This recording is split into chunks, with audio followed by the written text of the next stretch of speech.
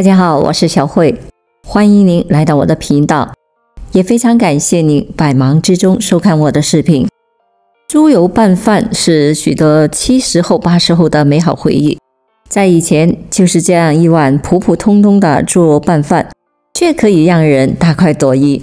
那香味是让人回味无穷，还有那猪油炒饭、猪油炒青菜，都是特别的香，都会让人胃口大开。只可惜现在的人观念变了，说猪油不好的人也变多了。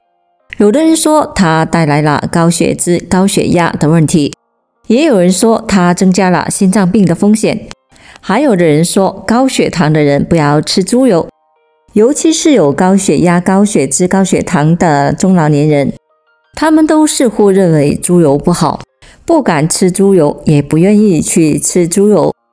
那么吃猪油真的对身体不健康吗？常吃猪油对心血管到底是好还是坏呢？今天我们就来聊一聊猪油的相关问题，特别是不敢吃猪油的你，不妨来看一看。吃猪油到底对血管好还是坏呢？猪油的主要成分就是脂肪，脂肪也有好也有坏。脂肪是人体所需要的3大营养要素之一，能够为人体提供所需的能量，并且脂肪能够促进脂溶性的维生素的吸收，而且还能够维护器官的健康，保护其功能正常运行。要想知道猪油到底是对血管具有积极作用还是具有反作用，我们就要知道猪油到底是由什么构成的。猪油主要是由饱和高级脂肪酸甘油酯和不饱和性的高级脂肪酸甘油酯所构成。饱和性的高级脂肪酸油酯含量更高，其中饱和性脂肪占据猪油总体的 60% 左右，不饱和脂肪占据 40% 到 45%。 猪油之所以被人们贴上心血管杀手的称号，就是因为猪油中含有大量的饱和性高级脂肪酸油脂。人们普遍认为，这种饱和脂肪被摄入身体后，在胃内非常容易与胃酸发生反应，并且在发生化学反应后被转化为低密度的脂蛋白。低密度的脂蛋白是一种运载胆固醇进入人体外围组织细胞的蛋白颗粒。这种蛋白颗粒可以被氧化，当这种脂蛋白超出一定的范围时，其携带的胆固醇含量也会随之增加。这些大量的胆固醇会在动脉壁上进行堆积，时间一长便容易引起动脉硬化，引发众多的心血管疾病。但实质上，人们的这种认知是缺乏依据的。2017年发表在《柳叶刀》杂志上的一篇文章，他们调查了5大洲18个国家，共13万人。他们研究了这些人的脂肪摄入量、碳水化合物的摄入量与他们心血管疾病以及死亡率之间的关联。最后，他们发现，吃更多的碳水化合物与较高的总死亡率相关。饱和脂肪酸与人体心脑血管疾病的诱发没有相关性，意思就是猪肉中大量的饱和性脂肪酸不能够诱发人体心血管疾病的发生。猪油不是诱发心血管疾病的元凶。如果这还不够让你打消这个疑问，我们再来一个研究。他们测量了饱和脂肪酸以及不饱和脂肪酸对脂蛋白 A 的影响。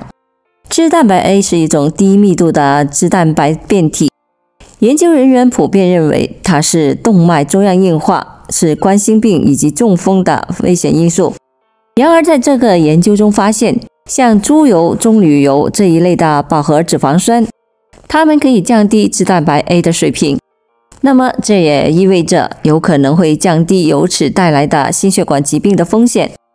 最重要的是，你需要知道，像猪油这些健康的饱和脂肪，虽然它们会提高胆固醇的水平，但是它们提升的是高密度脂蛋白的水平，也就是好胆固醇的水平以及大颗粒的低密度脂蛋白的数量。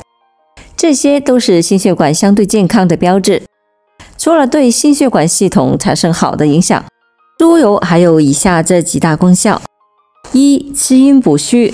对于体质虚弱的人来说，可以滋阴补虚，还可以润肠，特别对于大便燥结引起的便秘具有很好的作用。2. 润燥止渴。猪油味甘性凉甘润，在中国的民间还有猪油润肺的这样一个说法，在《本草纲目》里面也有提到，无极常服，益润肺。《本草图经》里面也指出，猪油利血脉，解风热，润肺。3. 保护眼睛，因为猪油中含有的胡萝卜素具有保护人眼睛视力的作用。适量的贝塔胡萝卜素能够促进视紫质达到正常的含量，从而避免了缺少维生素 A 所致的暗视野适应迟钝，也避免暗视野之后出现强光对于眼睛所造成的损害。此外，还可以预防夜盲症、干眼症、角膜溃疡症以及角膜软化症。4. 促进人体钙吸收，维生素 D 对于钙的吸收是必不可少的。维生素 D 还能够帮助改善心血管功能，保持肺和呼吸道的健康，增强肌肉功能，帮助身体抵御感染。在维生素 D 的所有食物来源中，猪油是排在第2位，仅次于鱼肝油。1汤勺猪油含有1000个国际单位的维生素 D， 而猪油远比鱼肝油常见得多。维生素 D 还可以帮助游离钙更有效地运送到骨骼，帮助骨骼更好地进行成长。因此，适当的吃一些猪油可以提高维生素 D 的摄入量。5. 降低心理疾病和抑郁症的风险。说到这里，可能很多朋友会纳闷，吃猪油还能够缓解抑郁？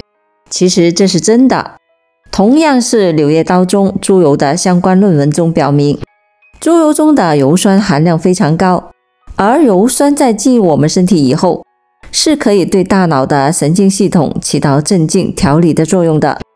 如果抑郁患者可以摄入一定量的油酸，就能够让神经系统产生舒缓平静的感觉，自然也有利于抑郁症患者进行恢复。另外，根据研究人员对1947名的男性和2909名女性高达10年的随访，增加了实验人群亚油酸和油酸的摄入量，发现实验者的抑郁情绪和消极的态度都有非常明显的减少，患得抑郁症的风险也大大的降低，属于反向相关的趋势。总而言之，猪油无论是作为食品，亦或是保健类的药用功能，都是非常不错而且存在价值的。尤其是对于女性朋友来说，甚至可以提高对皮肤的保养程度。适当的吃一点，对身体也是非常不错的。虽然猪油富含多种营养素，不能每餐都食用，所有的食物都讲究均衡搭配，用油也是如此。心血管指南里面提到了非常保守的建议，每天吃饱和脂肪的量不超过总热量的 10%。 以下平均来讲，我们每个人每天需要2000卡路里的热量，则饱和脂肪控制在20克以内，换算成猪油就是50克左右。然而，吃其他食物如肉、蛋、奶、加工食品都会摄入饱和脂肪，因而猪油还是作为调味，偶尔吃一次就好。以蔬菜为主的人，则可以用一部分的猪油。好了，朋友们，今天所分享的视频内容就到这里了。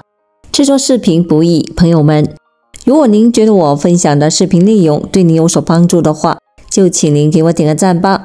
您的每个留言和点赞都是我进步最大的动力，也非常欢迎您到评论区分享您的生活经验。非常感谢您的支持和鼓励，我们下期见。